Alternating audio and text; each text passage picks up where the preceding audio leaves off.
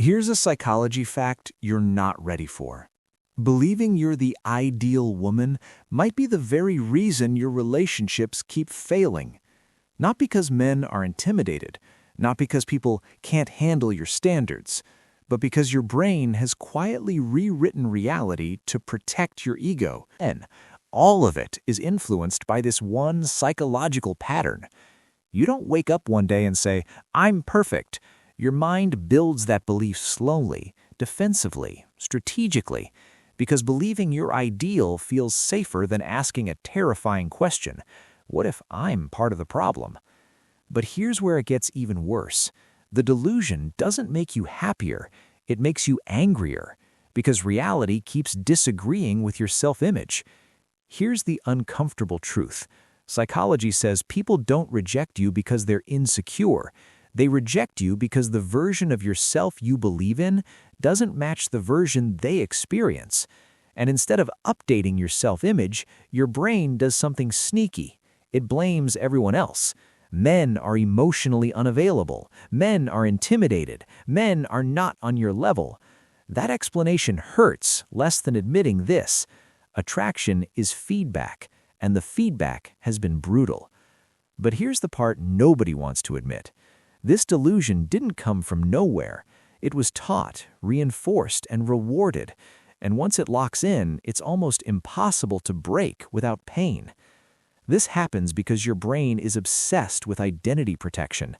Your mind doesn't want truth. It wants consistency.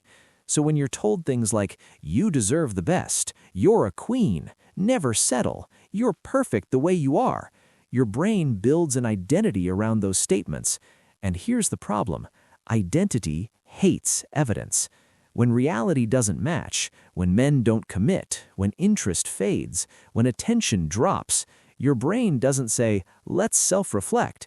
It says, "Men are broken. Men are scared. Men can't handle strong women." This is called cognitive dissonance avoidance. Your mind would rather distort the world than update the self, because updating the self costs pain. If that hit you, good. It means you needed it. Here's the truth you've been avoiding. Being ideal is not self-assigned. It's market-decided. And the market doesn't care about your affirmations. There's another layer most people miss. The ideal woman delusion often hides fear of vulnerability. If you believe you're already ideal, you never have to change your communication, improve emotional regulation, develop softness, patience, or cooperation, or accept feedback without calling it an attack. Because growth requires admitting imperfection, and imperfection feels like failure. So the brain chooses pride over progress every single time. Attraction thrives on polarity and adaptability, but self-idealization kills both. When someone believes they're already the prize, they stop listening, they stop adjusting, they stop becoming easier to be with. Confidence turns into rigidity, standards turn into entitlement, self-respect turns into defensiveness, and people feel it. They may not say it, but they feel it. Here's the most painful part.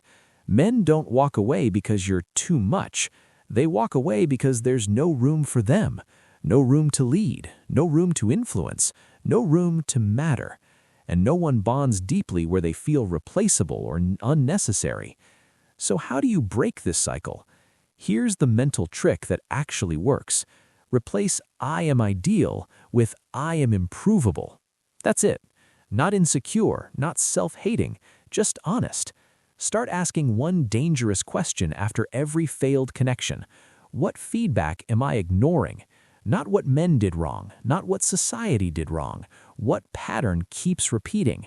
Because patterns don't lie, egos do.